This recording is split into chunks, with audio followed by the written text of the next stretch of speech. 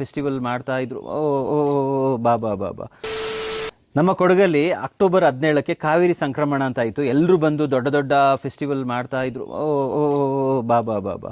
ನೋಡಿ, ನಾವು ನಮ್ಮ ಕಾವೇರಿ ಸಂಕ್ರಮಣ ಮಾಡೋದು ಇಂಪಾರ್ಟೆಂಟ್ ಅಲ್ಲ, ಮಕ್ಕಳಿಗೆ, ಚಿಕ್ಕ ಮಕ್ಕಳಿಗೆ ಇದ್ರ ಬಗ್ಗೆ ನಾವು ಅದ್ರ ಒಂದು ಸ್ಪೆಷಾಲಿಟಿ, ಯಾಕೆ ಈ ಥರ ಬೊತ್ತಂತ ಹಾಕ್ತೀವಿ ನಮ್ಮ ಪ್ರಾಪರ್ಟಿಯಲ್ಲಿ, ಇದನ್ನೆಲ್ಲ ಹೇಳ್ಕೊಟ್ಟಿಲ್ಲ ಅಂತ ಹೇಳಿದ್ರೆ, ಈ ಥರ ನಾವು ಬೊತ್ತು ಹಾಕಿದ್ವಿ ನೋಡಿ, ಈಗ ಎತ್ಕೊಂಡು ಹೋಗ್ತಾ ಇದ್ದ. Very important. ವಿಯಾನ್, ಇದು ಏನು ವಿಯಾನ್ ಇದು? ಹಾಂ, ಕೋಲು ಆಗಿಬಿಡುತ್ತೆ. ಇದಕ್ಕೆ ನಾವು ಬೊತ್ತು ಅಂತ ಹೇಳ್ತೀವಿ. Very important. ನಮ್ಮ ಆ್ಯನ್ಸೆಸ್ಟರ್ಸ್ನ ನಾವು ಕೆಲವು ವಿಷಯದಲ್ಲಿ ಕ್ವಶನ್ಸ್ ಕೇಳಲಿಲ್ಲ, ಅವರು ತುಂಬ ವಿಚಾರ ನಮಗೆ ಶೇರ್ ಮಾಡಲಿಲ್ಲ. ಬಟ್ ನಾವು ಇವಾಗ ನಮ್ಮ ಮಕ್ಕಳಿಗೆ ಅದ್ರ ಬಗ್ಗೆ ಗೊತ್ತಿರೋರ ಹತ್ರ ಹೋಗಿ ತಿಳ್ಕೊಂಡು ಬಂದು ಹೇಳೋದಿದೆಯಲ್ಲ, ದಟ್ ಈಸ್ ವೆರಿ ಇಂಪಾರ್ಟೆಂಟ್ ಅಂತ ಹೇಳ್ತಾ, ಹ್ಯಾಪಿ ಕಾವೇರಿ ಸಂಕ್ರಮಣ. ಕೊಡಗಿಗೆಲ್ಲ ಬರ್ತಾ ಇದ್ದಾರೆ. ಕಾವೇರಿಯಲ್ಲಿ ಒಂದು ತೀರ್ಥೋದ್ಭವ ಆಯಿತು. ಅದರಲ್ಲಿ ಪಾರ್ಟಿ ನೋಡೋದೆ, ಏನು ಜಾತಿ ಯಾವುದು ನೋಡೋದೆ, ಎವ್ರಿಬಡಿ ವಾಸ್ ದೇರ್ ಪಾರ್ಟ್. ಅವರು ಎಲ್ಲ ತೀರ್ಥ ತಗೊಂಡು ಹೋದ್ರು, ನಾವು ಇದ್ವಿ.